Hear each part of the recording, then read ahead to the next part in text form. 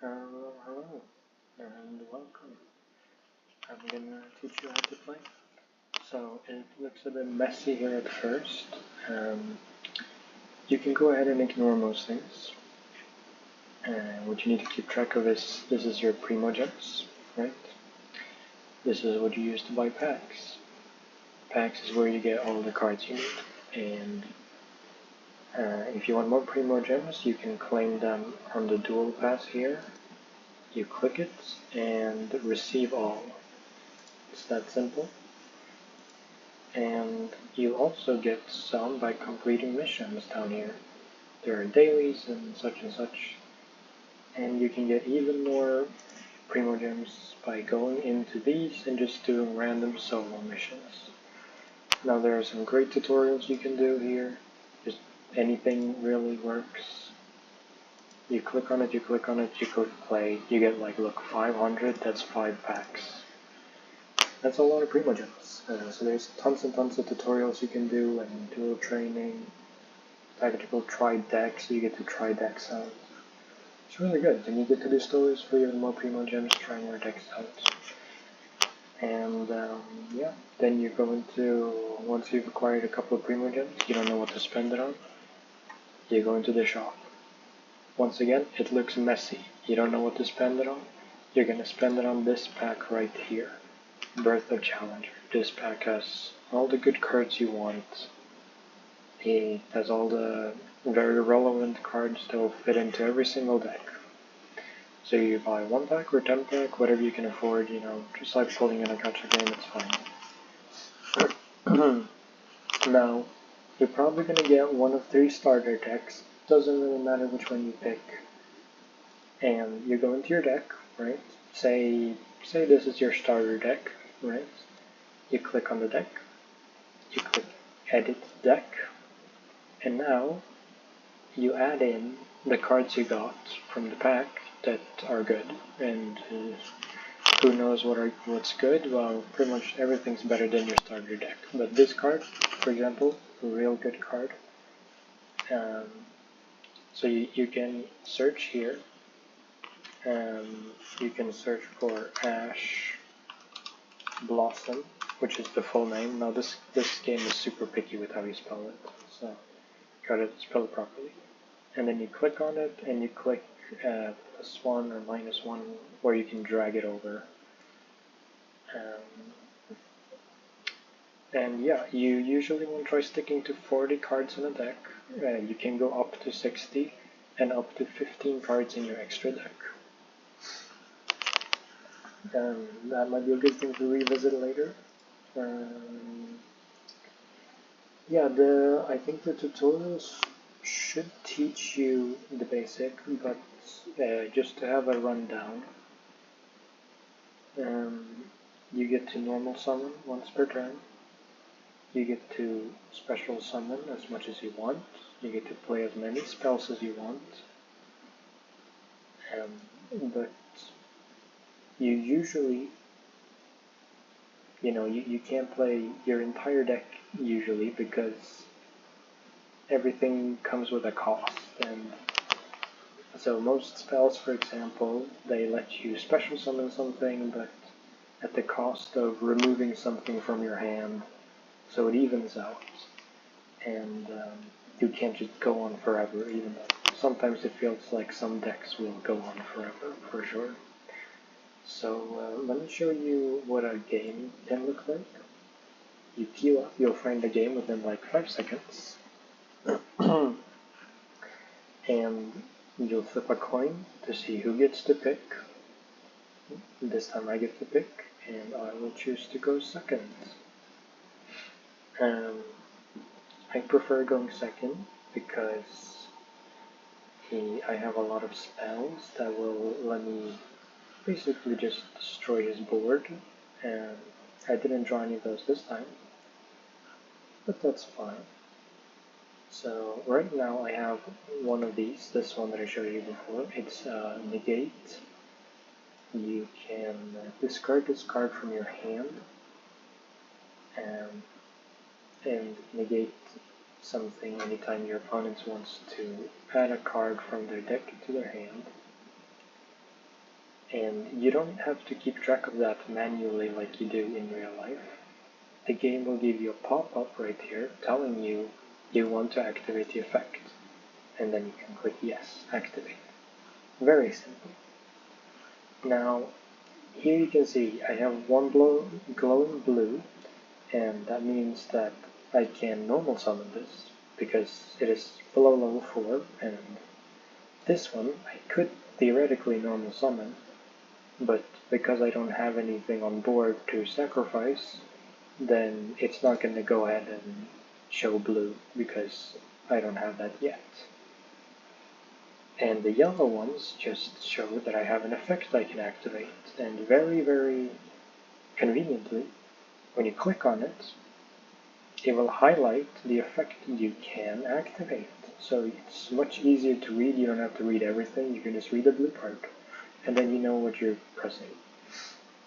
So I'm going to start by doing this one, and special summon there, attack or defense position. I'm going to go ahead and do attack position. And now we're waiting to see if he has any effects he can activate that perhaps destroys my monster or anything else. Once again, here you can see it highlights a different part. It has a check mark here, which means that I've already used the effect of this, and that means I can't get to use it again. And so this is the other effect it's telling me I get to activate now, if I want to, by clicking activate effect. So I'll go ahead and do that. And now, once again, you can see there's this red outline in here, which means that he's now thinking about what he wants to do. He has an effect he can activate, he's just not sure if he wants to. But he's going to go ahead and activate the effect. And now this is what's called a chain, which means that because he activates something after I activated it, his is chain 2. And if I now activate this card, it's going to be chain 3. And whatever has the highest number in the chain will go first. So usually, if I don't activate this, his card will go first, then my card. And if I do activate this, it will be chain 3, and my card will go first, and then his card, and then my card.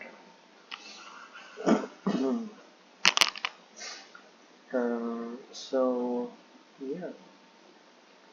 I think he does a pretty good job of showing you, and it's quite easy to track because it layers it like that for you. So I'm going to go ahead and draw this card, and I'm going to go ahead and activate this effect to special summon. And I'm going to need to remove a card from my hand in order to do that. I'm going to go ahead and remove this. Special summon in attack position. And now it's going to tell me if I want to activate the effect. I'm just going to click yes for the sake of speeding this up. And now it shows me like, oh, you have 2 cards that fit the criteria. Which card do you want to add from your deck to your hand? I'm just going to pick this one. For the moment, it's not very important which one I pick. I'm going to go ahead and activate this effect here. And now I have 3 choices. So a special summon this card, send this card to the graveyard, and a special summon 1 Dark Magician. Or I can pick the third one in case I change my mind and do not activate the effect. I'm going to go ahead and activate the second one. So I have to send a Dark Magician to my graveyard, and then send this to the graveyard, and then I get to special summon a Dark Magician from my graveyard. But now, here's something very important that you might see a lot of, but the tutorial will teach you. You can actually see when you can summon out a boss monster from your extra deck, because it will glow yellow. So you click on it, and it was a special summon, click on special summon, and here it shows you all the different monsters you can activate, or you can get out. So right now, I don't think I want to get any of those out, but theoretically, you just click on it and click select, and then it would give you all your different options. Maybe I can show you right after this. So we're going to add an attack, and it's going to give me another pop-up if I want to activate the effect. Or never mind actually, because I think maybe that only applies for monsters. Yeah, it only applies for face-up cards. He has two face-down cards, so it does not apply. But yes, so I click here, and I click from main phase into battle phase to attack.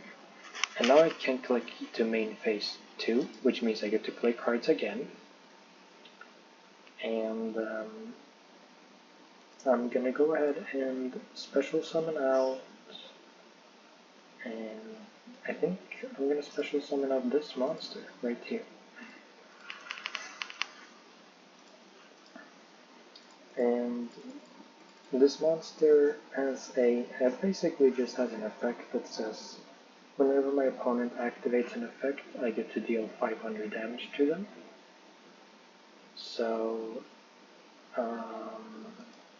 that means he only has 2 more effects left before he kills himself through this effect.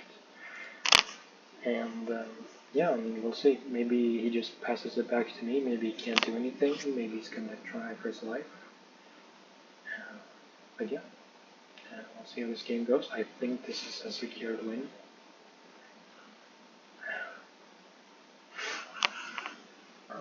But while he's doing stuff, I can go ahead and show you this is the graveyard right here. Whenever a card references the graveyard, you know, you can click here, you can look what's inside your graveyard.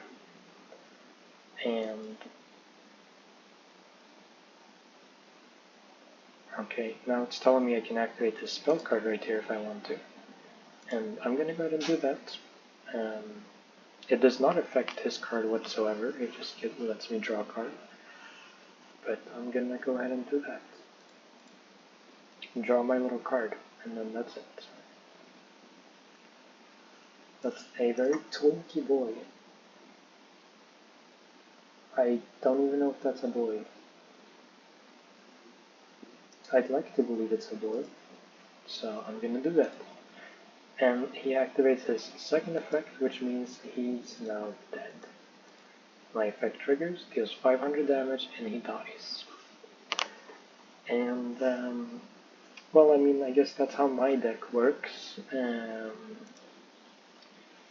a little bit of the basics, so I hope you learn a bit more now that the video is a bit longer and a bit more paced and explains stuff a bit better.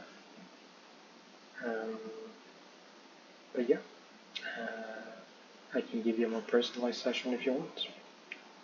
Thank you for watching. Good night or goodbye.